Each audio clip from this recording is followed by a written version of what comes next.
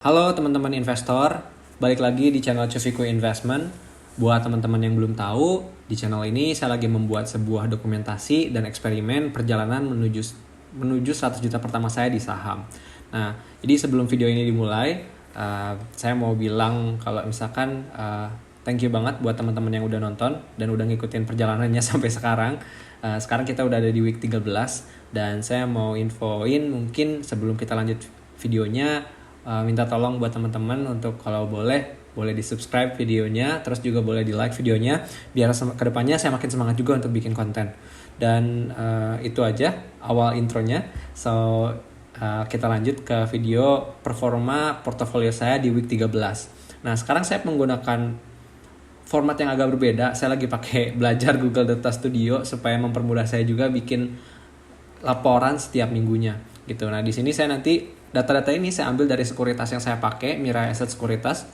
Dan kalau misalkan kita lihat di sini, dari tanggalnya ini 9 Mei sampai 13 Mei 2022, itu minus 1,2 jutaan. Hampir minus 1,2 juta. Dan yieldnya selama 1 minggu kemarin itu minus 3,41%. For your information, minggu lalu IHSG crash dan sempat dalam satu hari itu minus 4,42%. Dan saya sempat bikin videonya, bisa dicek mungkin di video di deskripsi atau nanti videonya saya cantumin di feature di sini. Nah, nanti saya buat penjelasan juga kemarin siapa sebenarnya yang bikin IHSG crash kemarin sampai minusnya 4,42% dalam satu hari. Dan selama 1 minggu untuk dapat performa minus 3,41% kayaknya nggak terlalu buruk-buruk amat gitu. Saya pikir saya agak bersyukur juga, dan saya alhamdulillah masih ada uang simpenan buat deposit buat nambah averaging down, dan nanti bakal saya jelasin di video di slide selanjutnya. Oke, kita lanjut. Nah, bisa kita lihat di sini dulu ya. Ini tanggal 9 sampai 13 Mei. Ini ada perubahan asset value-nya. Jadi dalam satu hari saya sempat minus 1,559 ribu, minus 4,74%. Ini hari pertama waktu IHSG crash gitu. Terus ada sempat yield-nya terakhir itu sempat minus 3,7%, tapi alhamdulillah waktu tanggal 13 ditutup positif plus 2,42%. Jadi minusnya total yieldnya minus 3,41%. It's not that much compared to IHSG yang minusnya itu sampai 8,73% kalau nggak salah dalam 1 minggu. Kita lanjut. Nah, ini perjalanan grafik untuk sampai 100 juta. Perjalanan masih panjang, di sini agak ada sideways juga di sini, nggak, aset value saya nggak kemana-mana, bahkan cenderung turun ya. Nah, di sini sengaja saya bikin format yang baru, jadi bisa ketahuan waktu saya lagi deposit itu grafiknya lumayan cukup naik kan ya. Nah, di sini ada deposit 6 juta waktu 15 Februari, dan ini awal pertama kali saya buat modal awalnya waktu mulai dokumentasi eksperimen ini ya. Jadi di situ di angka 13,600 ribuan gitu. Terus saya deposit ini total depositnya so far udah 14 juta kalau nggak salah, dan so far aset kita lagi ada di 32,7 juta, dan sempat paling tingginya itu di angka 33,577 ribu. Dan ya, perjalanan untuk 100 juta masih panjang. Kita lihat minggu-minggu ke depan, bulan-bulan ke depan, apakah kita masih bisa dapat return yang cukup baik dari market. So ya, tetap ikutin perjalanannya ya. Kita next dulu. Nah, ini juga portofolio saya. Jadi sekarang kalau misalkan kita lihat dibandingkan minggu lalu, udah nggak ada lagi BSSR. I finally take profit karena saya ngeliat kesempatan untuk averaging down pertama di situ, di 3 saham yang lainnya. Terus jujur saya kurang puas sama laporan keuangan dari BSSR kuartal 1 2022. Nanti teman-teman bisa cek videonya atau cek di video kemana batubara di ekspor gitu.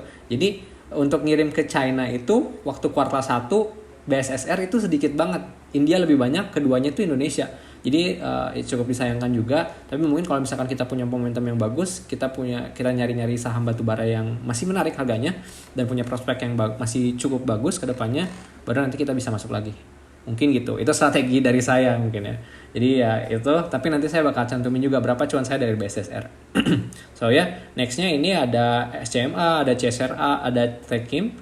Seperti yang saya bilang di video minggu lalu, saya cukup confident untuk hold 3 saham ini.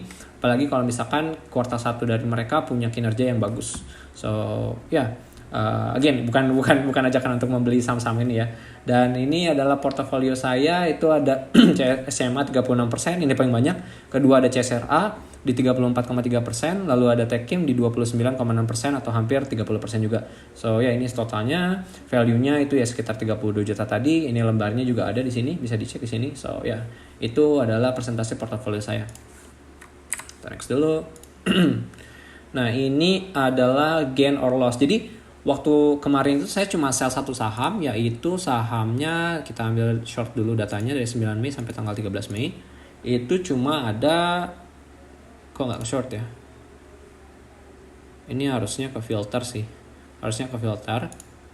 Somehow nggak ke filter. But ya netnya itu 1,97.203. Jadi saya cantumin juga di sini screenshot saya.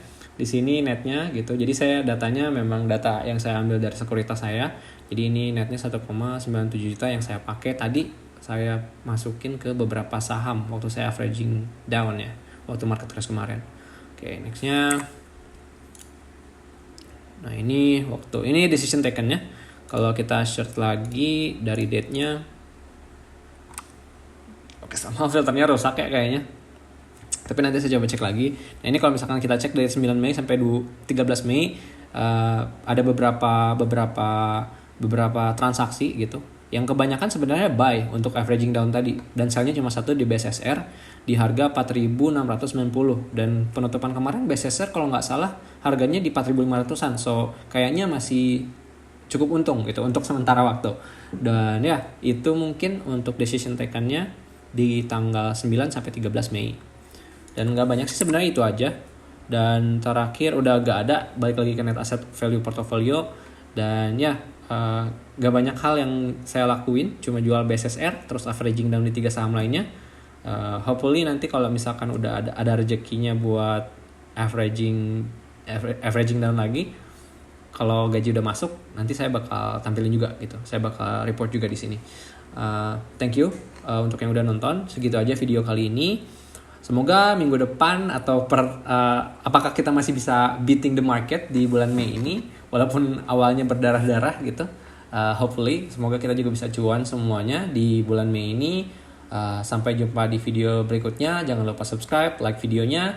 See you guys in another video. Bye-bye semuanya. Thank you yang udah nonton. Bye-bye.